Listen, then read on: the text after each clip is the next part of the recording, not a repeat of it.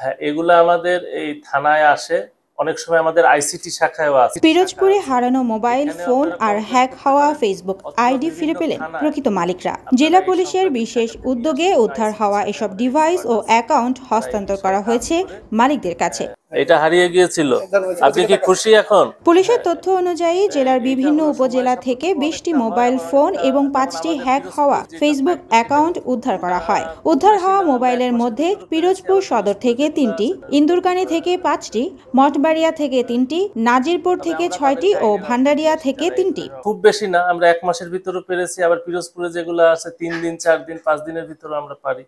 এছাড়া জেলার বিভিন্ন এলাকা থেকে হ্যাক হওয়া ফেসবুক আইডিগুলো ফেরত দেওয়া হয়েছে প্রকৃত ব্যবহারকারীদের কাছে। অত্যন্ত অল্প সময়ের মধ্যেই এ উদ্ধার অভিযান সম্পন্ন হয়, ফলে ভুক্তভোগীরা আবার ফিরে পেয়েছেন তাদের ব্যক্তিগত যোগাযোগের মাধ্যম আর ডিজিটাল পরিচয়। জেলা পুলিশের পক্ষ থেকে জানানো হয়েছে, হারানো ডিভাইস ও হ্যাকড অ্যাকাউন্ট উদ্ধারের এই ধরনের কার্যক্রম নিয়মিতভাবে চালিয়ে যাওয়া হবে। সব মিলিয়ে এই পদক্ষেপ শুধু ডিভাইস ফেরত দেওয়াই নয়, বরং জনগণের ডিজিটাল নিরাপত্তা ও আস্থার একটি বড় নিশ্চয়তা। এই মোবাইলটি কি তার? জি, আপনি নেন। আপনারা কি খুশি এই বিষয়ে? জি।